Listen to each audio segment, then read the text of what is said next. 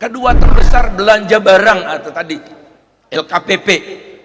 Sekarang berupaya untuk, kebetulan dari PKB juga kan LKPP sekarang, orang baik. Nah, saya yakin buku ini menjadi awal dari perlombaan gagasan. Partai-partai lain akan malu, calon presiden dan wakil presiden akan malu, dan itulah kontribusi terbesar buku ini. Selamat Caimin untuk mengarungi bahtera yang ombaknya sangat besar.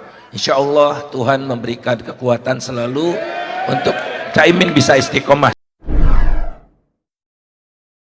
Biasanya visioning itu kan ke depan. Ke depan apa yang kita cita-citakan, apa yang kita dambakan. Tapi ke depannya seperti apa, pakai kendaraan apa, bergantung kondisi sekarang. Nah, kondisi sekarangnya kurang di sini. Jadi ada sesuatu yang ingin dihindari oleh Caimin.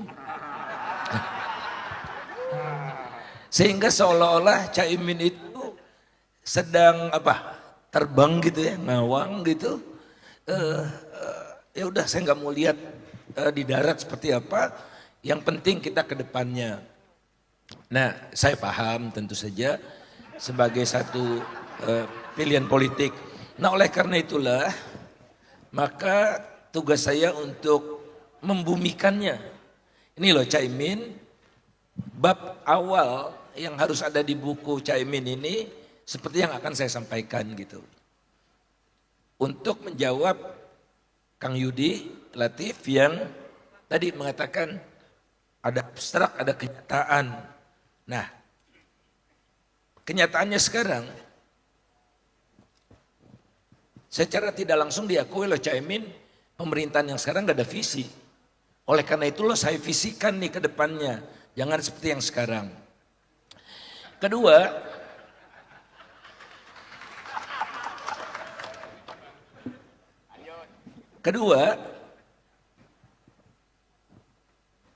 saya pakai angka-angka saja karena di sini juga pakai angka-angka. Saking jelinya Caimin itu sedikit sekali yang dimasukkan di sini, tapi menunjukkan kejeliannya. Sebetulnya Caimin tahu banyak tentang kondisi sekarang. Dikatakan di halaman 105 kalau saya nggak salah, nah ini 105 reformasi perpajakan, bagaimana kita membiayai negara welfare state ya kan, pakai pajak kan.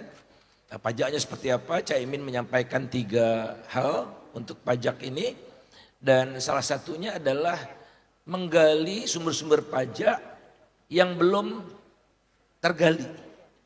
Contohnya disebutkan di sini konstruksi. Sebetulnya ada satu lagi, tambang. Itulah penilep pajak paling dahsyat di negeri ini. Jadi pertumbuhan sektor pertambangan jauh lebih besar dari pertumbuhan penerimaan pajak dari sektor pertambangan gitu. Beda dengan industri manufaktur yang Caimin juga dengan fasih menyampaikan itu. Nah, supaya visinya lebih tajam dan difahami oleh masyarakat kenapa Caimin visinya seperti itu ya. Emang ada apa yang salah sekarang gitu. Nah, sekarang ini pertumbuhan ekonomi melambat terus. Tidak ada yang bisa menyangga itu. Ya. Dari 8, 7, 6, 5 di era Jokowi kedua ini di bawah 5 hampir pasti. Kalau 3 periode ya 0.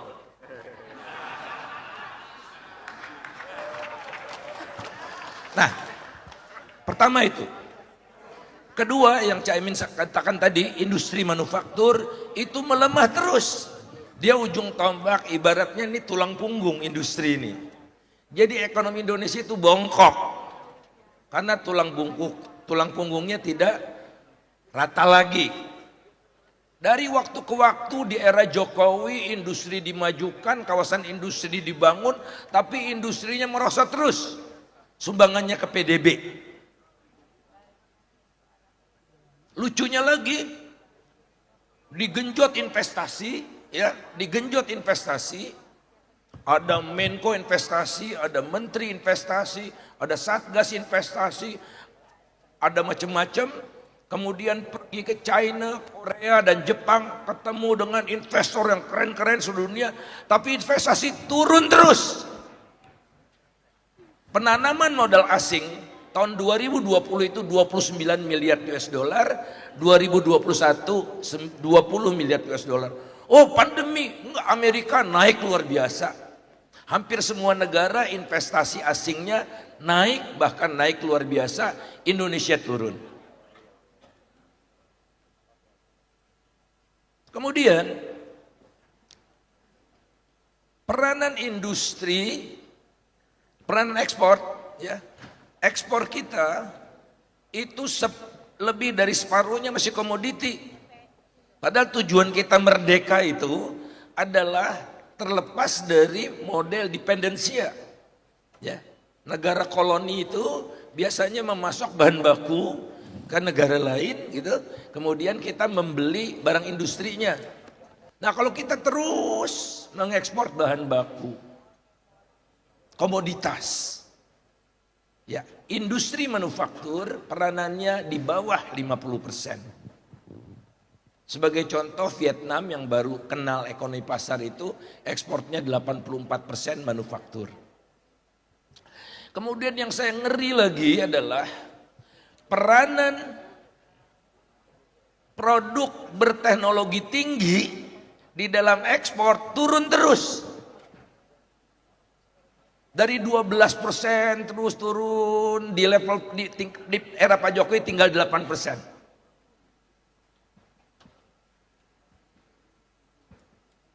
Jadi kalau dalam teori pembangunan kita ini makin mundur relatif terhadap negara lain. Akibatnya apa?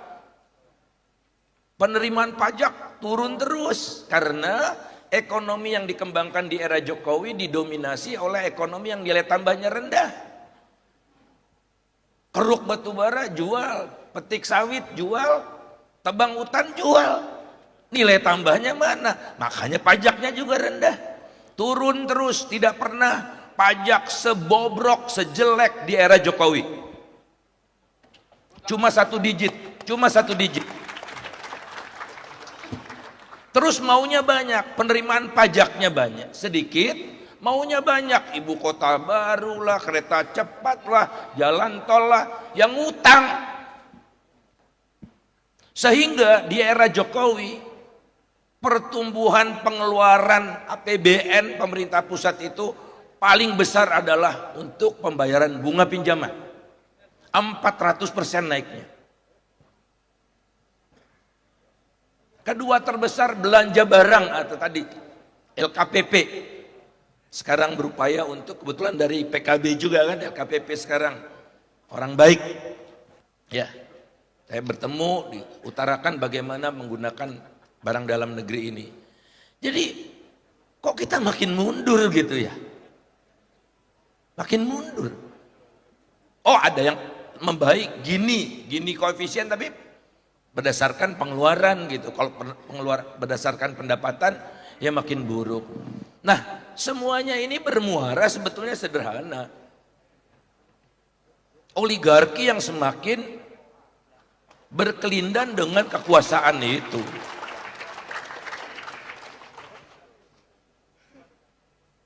Nah, saya yakin buku ini menjadi awal dari perlombaan gagasan. Partai-partai lain akan malu. Calon presiden dan wakil presiden akan malu, dan itulah kontribusi terbesar buku ini.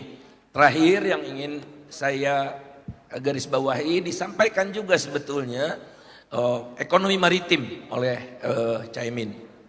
Ekonomi maritim, bicara desa ya, bicara pembangunan pedesaan.